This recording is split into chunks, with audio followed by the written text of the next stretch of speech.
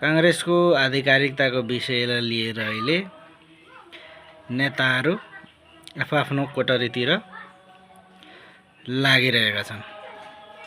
कोही इतरतिर, कोही संस्थापनतिर। अनि यसो फोटो हेर, भेटघाटको भनेर फोटो हाल्छन्। यसो फोटो हेर, पानी बराबर।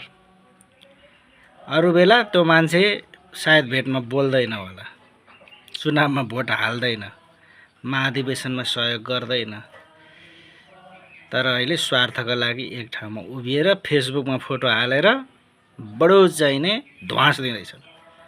हे भगवान, नसकिने हो। स्वार्थको लागि एक भएर के हुन्छ हौ? के हुन्छ? राम्रो कामको लागि, परिवर्तनको लागि, जुग सुहाउने कामको लागि एक हो बन न, अनि पो हुन्छ कुरा। तिमीहरू सायद भेटमा बोल्दैनौ, महाधिवेशनमा एकअर्कालाई भोट हाल्दैनौ, सघाउँदैनौ, आवधिक निर्वाचनमा सायदै भोट हाल्छौ पार्टीको चुनाव चिन्हमा। अनि तिमीहरू अहिले एक ठाउँमा भएर भनेर चाहिने छाती फुलाउँछौ।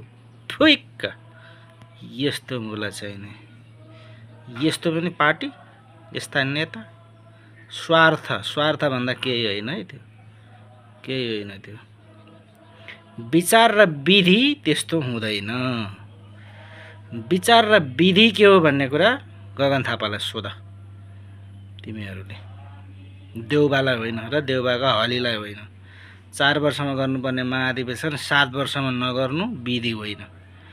विधानमा उल्लेख भएको विशेष महाधिवेशनलाई चाहिँ हामी चिन्दैनौँ भन्ने तिमीहरूको अभिव्यक्ति त्यो विधि होइन र कांग्रेसको विधान होइन। बुझ्यौ नि? यस्तो नाटक र नौटंकी।